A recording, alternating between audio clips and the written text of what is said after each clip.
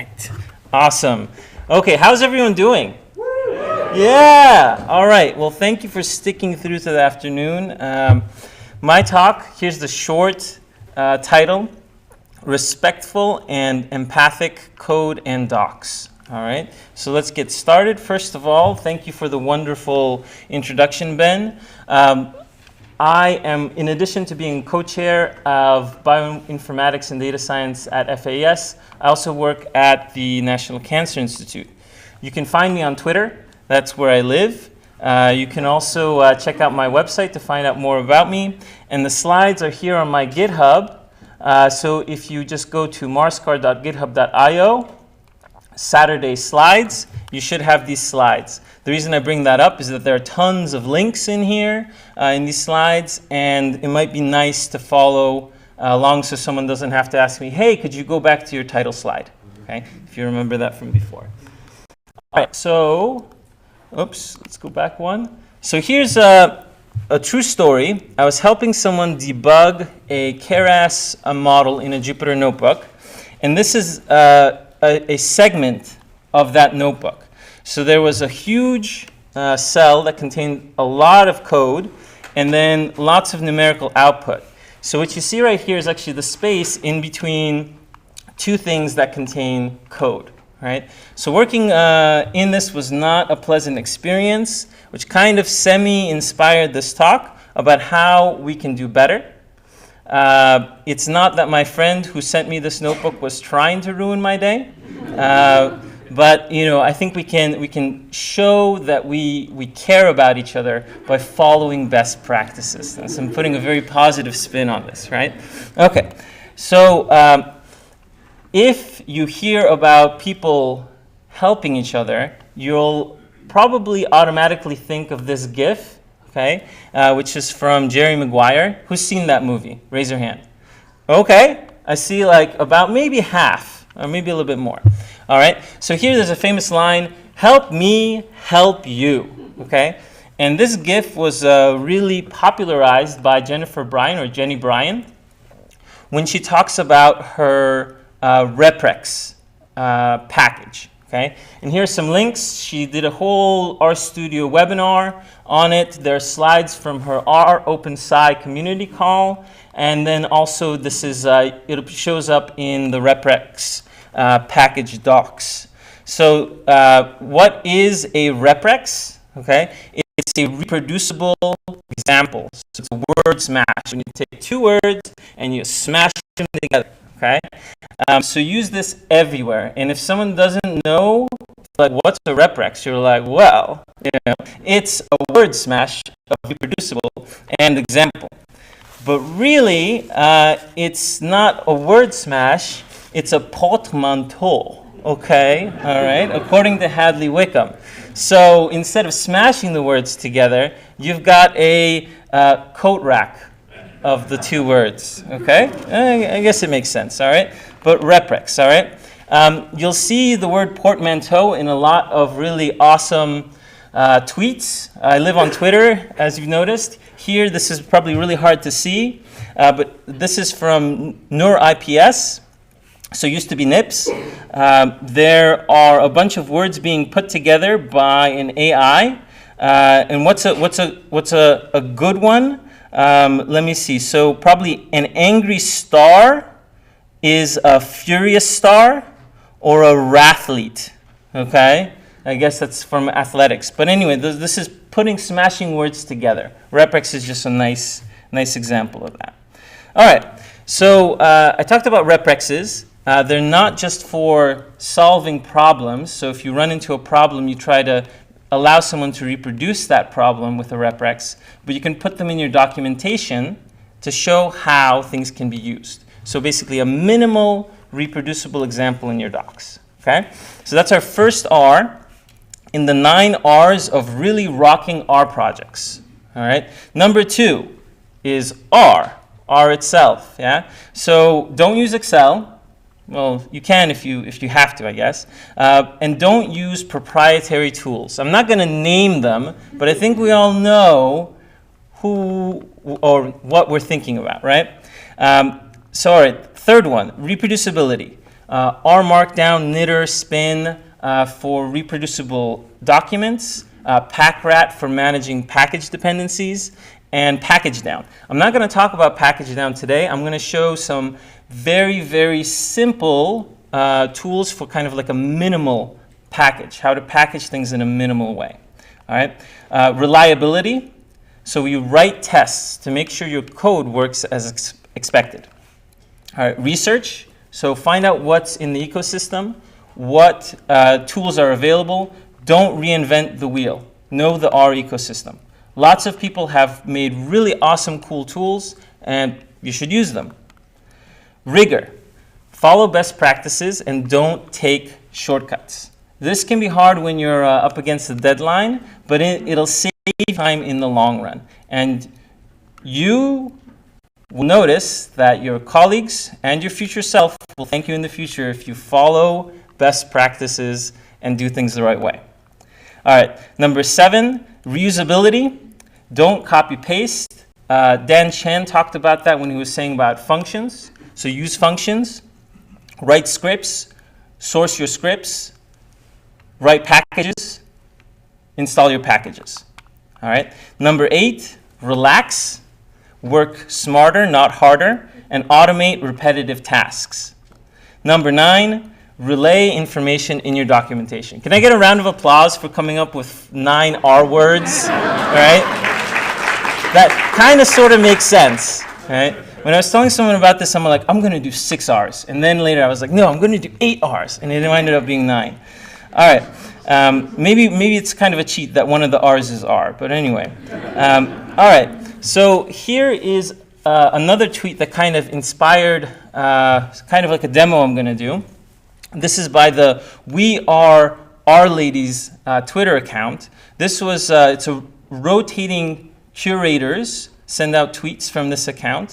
This was from back when Charlotte Wickham, the sister of Hadley Wickham, was managing the account. And so she gave this kind of an example of what are the basic minimal things that you need in order to be able to install something with install GitHub.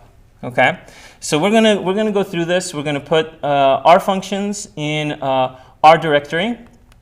So in R files, in R scripts. We're going to create and edit a description file, and we're going to create docs, and we're going to check that our package works using DevTools. And we're going to do all of this programmatically. Okay? Really, I want to mention a great blog post first by Hillary Parker, aka Hipster. So this is how to write a package from scratch. She does, I think, a much better job than what I'm about to do, but I think my way is a little bit faster, no frills, just focusing on the bare minimum of what a package should be. Okay? So first of all, I'm going to go through these quick. So use this. This is a great tool. You can basically, a lot of the tasks that you would do manually, you can just use this to make it go a lot faster and easier. And I'll show some examples in the code. All right, so test that. This is the major testing framework for R. It fits in with all of these tools and works really, really great for making sure your code is reliable. Roxygen 2 for documentation, and DevTools for, again, a lot of these tasks regarding packaging. Okay? All right, so I mentioned binder here. I'm going to skip over this because I don't believe the binder is working. So don't worry about that. I will fix it later. RStudio Cloud. If you don't have RStudio on your computer right now, you can use RStudio Cloud in order to follow along. At the bottom here, I do have a working link to a RStudio Cloud project that I made available to everyone. If you go to the slides and click on that link, it'll open up, and everything that I'm about to use right here is installed in that project. Okay? All right, so you'll need GitHub in order to follow along. And so you need to sign up for an account and make sure you have an account. I think probably, who already has a GitHub account? Raise your hand. That is pretty much everyone. Everyone who's paying attention. Some people who aren't paying attention didn't raise their hands. That's okay. All right, so this is my minimal package demo. The URL is right here. It's kind of hard to see, but if you go to github.com, it's marscar /respect. That's the URL. and you can go to a rendered version. There's the link right there. Okay, so this is a package that you can install. It's called Respect. We'll install it at the end, but I'll show you how I made it. All right, so line number 1.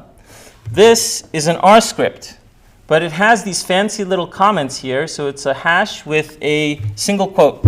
That is a Roxygen2 style comment. What this allows me to do is to take this R script and spin it into an HTML report or a PDF report. This is a lot of fun and really, really cool. I love doing this. I highly encourage you to try this out. Okay?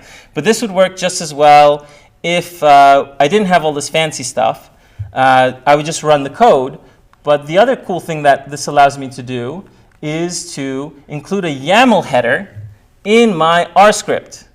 That's pretty cool, I think, right? So then this YAML header is used when I compile into a report like HTML or PDF. All right? The other thing is I can use Markdown.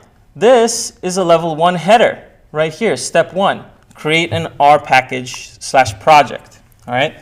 I do a little fancy thing to install use this only if it's not installed. But really, you could just install packages use this, and then library use this instead of require use this. Okay? For all of these, I have use this colon, and then the function from use this. This is kind of namespacing the function. I think that's nice, but you don't have to do that if you don't like to. All right, so the package we're making, it's called Respect. It's going to be in the home directory. All right, and just that one command will create the package for us. Brilliant. We're off to a pretty cool start. All right, so next we do use this, use Git. It will initialize a Git repo in this new project and basically set it up for us, right? Also, what we can do here is we can do use git config to set a user.name and a user.email so Git will actually know who we are, and we can confirm that using the same function with no arguments. Okay? We can get a personal access token using browse GitHub PAT or PAT for personal access token. And then we can enter that into a file called .renviron using this edit renviron function. Okay? It looks something like this. It's going to be basically a variable, a system variable called GitHub_pat. All right? So once we do that, we can set up a couple things in our project before we push it to GitHub. So the first thing, we talked about this description file. All right. We can look at the defaults by calling useDescription defaults. We can call the useDescription function with some things that we want to put into our description, like the title, the authors, the description paragraph, and suggested suggested packages that we want to include along with the main package that we're working on. All right. So we include a license. It doesn't have to be MIT. I just chose that one. And then we push all of this to GitHub. All right.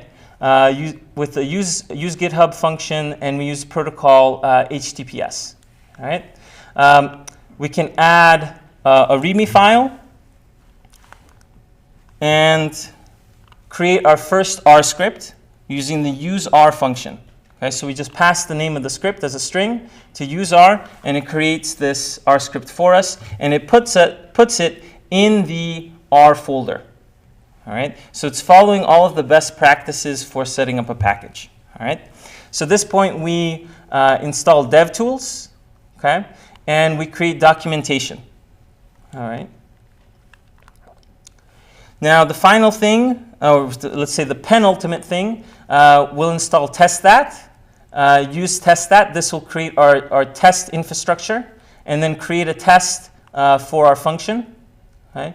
The respect function. And then we'll call DevTools test in order to run our test suite. Okay? It's just one test at this point, but you can imagine that like we've just unleashed a whole bunch of tests. Okay? Final thing before we can actually install from GitHub is we do DevTools check. If we get no errors and no warnings, we're all set, ready to go, and tell people, hey, you can use install GitHub to install this package, load it in with library, and then test it out. Okay? If you follow all of these steps, changing your GitHub username for mine here, and then install it and call it library on it, you should be able to get a function like this, or whatever function you wrote, to return something you expected, hopefully. And if you get to that point, you did it, you made a minimal package, it works, congratulations, you did it. All right? Okay, so there's a package development cheat sheet that has way more information than what I just talked about. It's a wonderful resource. In fact, all of the RStudio cheat sheets are wonderful resources, and I highly recommend that you check them out. As a quick review, the packages that I talked about use this. Test That, Roxygen 2, and DevTools. All right? These are your packaging tools of choice. Okay? Thanks for listening. I will be happy to take questions after the conference. You can also just tweet at me. I usually respond within 5 to 10 milliseconds. So let's use what's out there in the community to show that we care about each other, that we respect each other's time. Let's leverage the tools that awesome people like Jenny Bryan have built, and let's work together and learn together out in the open, yeah, as part of a community.